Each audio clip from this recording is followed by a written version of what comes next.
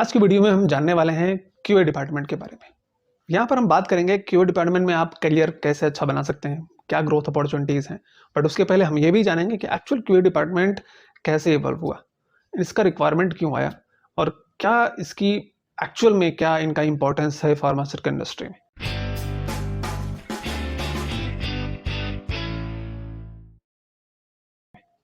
सो pharmaceutical industry का जो सबसे टफ पार्ट है वो है रेगुलेटरी गाइडलाइंस। जितनी भी गाइडलाइंस होती है ना, उनको फॉलो करना। मैन्युफैक्चरिंग टफ पार्ट नहीं है, टेस्टिंग उसका एनालिसिस करना टफ पार्ट नहीं है, बट वो सारे प्रोसेस को उन गाइडलाइंस के हिसाब से प्रॉपर कंप्लाई करते हुए करना, ये टफ पार्ट है। कहीं ना कहीं इन पे गैप होता है और उस गैप की वजह से ही कंपनियां बर्बाद होती हैं। जो भी कंपनी लॉस में जाती है, कंपनी के ऊपर बैन लगता है, पेनल्टीज लगती हैं, वो इसी वजह से होता है कि कहीं ना कहीं वो गाइडलाइंस को फॉलो नहीं कर पाई या फिर उनके रूल एंड रेगुलेशंस को कंप्लाई नहीं कर पाई। रैनबैक्सी, जिसको फार्मास्यूटिकल इंडस्ट्री में इंडिया का शान बोला जाता था, जिसने इंडियन फार्मास्यूटिकल इंडस्ट्री को एक हाइट दिया, पहचान बनाई कि इंडियन फार्मास्यूटिकल इंडस्ट्री भी कुछ कर रही है वर्ल्ड में, जो यूएस मार्केट में अच्छी खासी अपनी धाक बना के रखी थी, वो इन कंप्लायंस की ही वजह से वो कंपनी के ऊपर बैन्स लगे और वो कंपनी फिर इसको सन फार्मा ने टेक ओवर किया, फिर वो अपने हिसाब से उसको चला रही है। तो इन कंप्लायंस का, इन रेगुलेटरी अथॉरिटीज का, गाइडलाइंस का कितना इंपॉर्टेंस है, जिससे कोई कंपनी कहीं से भी कहीं पहुंच सकती है, खत्म हो सकती है। तो क्यूए डिपार्टमेंट का एक्चुअल में काम है वो ये है कि जितने भी गाइडलाइंस हैं, जितनी भी एसओपीज हैं, जितने भी रूल रेगुलेशंस होते हैं कि हाँ ये मैन्युफैक्चरिंग होना है या फिर ये रिसर्च होना है, तो इसके ड्यूरेशन को इसके ड्यूरेशन में चीजें कैसे होनी है, क्या रूल एंड रेगुलेशन है जिसके थ्रू ये सब कुछ करना है।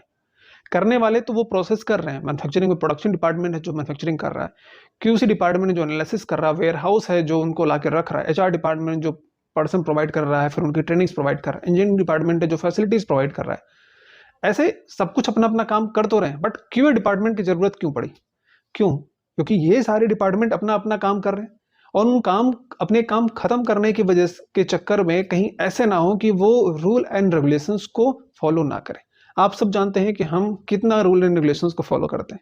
अगर हमारे ऊपर कोई ऐसा तलवार ना लटक रहा हो कि आपके ऊपर पेनल्टी लग जाएगी, फाइन लग जाएगा, तब तक लोग सही तरीके से फॉलो करने वाले नहीं है।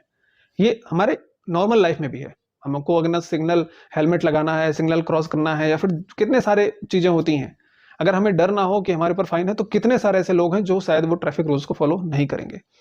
सेम, क्योंकि यही सारे लोग तो कंपनी में भी काम कर रहे हैं, तो वहां पर भी ये सारी चीजें होती हैं। आपने कितने भी सारे एसओपीज क्यों ना बना दिए हों, आपने कितने सारे इंस्ट्रक्शन क्यों ना दे दिए हों, कितने सारे ट्रेनिंग्स क्यों ना दे दिए हों, बट उसके बाद भी लोग उन रूल रेगुलेशंस, एसओपीज को फॉलो नहीं करते। और क्यूए डिपार्टमेंट इसीलिए बना गया कि एक डिपार्टमेंट ऐसा होना चाहिए जो इन सारे प्रोसेस को, जितने भी चीजें हो रही हैं अलग अलग डिपार्टमेंट में, उसको एक सही सिस्टम के थ्रू मॉनिटर करता रहे, चेक करता रहे कि जो कुछ भी हो रहा है, चाहे मैन्युफैक्चरिंग में हो रहा है, चाहे वो एनालिसिस में हो रहा है, चाहे वो वेयर हाउस में हो रहा है, चाहे वो इंजीनियरिंग में हो रहा है, वो सब कुछ as per rule and regulations होना चाहिए, एज पर एसओपी होनी चाहिए। पूरी कंपनी चलती कैसे है? एसओपीज के ऊपर चलती है। सबसे पहले जब कंपनी बनाई जाती है तो सबसे पहले एसओपी बनाया जाता है, स्टैंडर्ड ऑपरेटिंग प्रोसीजर, और उस एसओपीज के बाद ही एक के बाद एक अलग अलग प्रोसेस के एसओपीज बनाई जाती हैं कि अगर हमें ये करना है तो ये कैसे करना है, अगर हमें वेंडर से मटेरियल लेना है तो उसके अलग एसओपीज है, कैसे रिसीव करना है मटेरियल को उसकी अलग एसओपी है, उसकी टेस्टिंग कैसे करनी है उसके अलग एसओपीज है, उनको कैसे स्टोरेज करना उसकी अलग एसओपीज है, प्रोडक्शन डिपार्टमेंट उसको ट्रांसफर कैसे करना उसके अलग एसओपीज है, जितने मैन्युफैक्चरिंग के प्रोसेस उसके अलग एसओपीज है, उसको वेयर हाउस में वापस फिनिश प्रोडक्ट में कैसे ले जाना उसके अलग एसओपीज है, टेस्टिंग कैसे करना इंटरमीडिएट फिनिश प्रोडक्ट की उसके अलग एसओपीज है, लोगों को कैसे रहना है कंपनी के अंदर उसके अलग एसओपीज है। मतलब हर एक चीज के एसओपीज होती हैं, बट उन सारी एसओपीज को फॉलो किया जा रहा है कि नहीं किया जा रहा, ये काम है क्वालिटी एश्योरेंस डिपार्टमेंट को चेक करना। यूजर डिपार्टमेंट का तो होता ही है, बट उसके ऊपर डिपार्टमेंट होगा क्वालिटी एश्योरेंस डिपार्टमेंट, जिसको ये एकदम अश्योर करना है कि चीजें हो रही हैं कि नहीं हो रही, करना है। क्योंकि कभी भी जब ऊपर रेगुलेटरी अथॉरिटीज का ऑडिट होगा तो डायरेक्ट केवल सबसे जो अकाउंटेबिलिटी होती है वो क्यूए डिपार्टमेंट की होती है। अगर फायरिंग स्टार्ट होगी तो सबसे पहले क्यूए डिपार्टमेंट से स्टार्ट होगी, फिर यूजर डिपार्टमेंट के पास आएगा।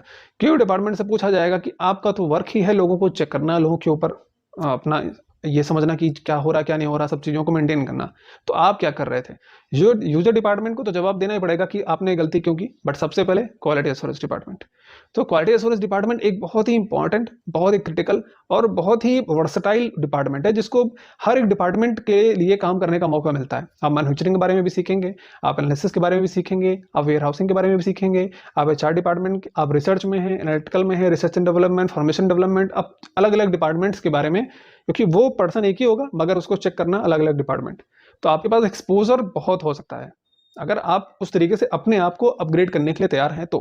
क्योंकि यहाँ पर ऐसा नहीं होगा कि आपने कुछ मिनिमम नॉलेज आपके पास है, उसके साथ आप बस एक्सपीरियंस के साथ बढ़ते जाएंगे, नहीं, आपको डे बाय डे इवॉल्व करना पड़ेगा अपने आप को। आज आपको मैन्युफैक्चरिंग के बारे में सब कुछ समझना पड़ेगा, क्योंकि यहाँ पर क्या मशीनरीज हैं, क्या मेथड्स हैं, यहाँ पर क्या क्या हो रहा है, क्रिटिकल पैरामीटर्स क्या है, यहाँ पर क्या क्या आपको चेक करना है, डेविएशन हुए तो उसको हैंडल कैसे करना है, चेंज कंट्रोल उसमें क्या क्या पैरामीटर्स हो सकते हैं, क्या कापा है, इसको कैसे अप्लाई करना है। एनालिटिकल डिपार्टमेंट में भी ऐसे आपको सारी चीज़ों को चेक करना है, वेयर हाउस में चेक करना है कि उनके जैसे मटेरियल्स हैं वो सही तरीके से रखे हुए नहीं रखे हुए हैं, कोई क्रॉस कंटामिनेशन तो नहीं हो रहा है।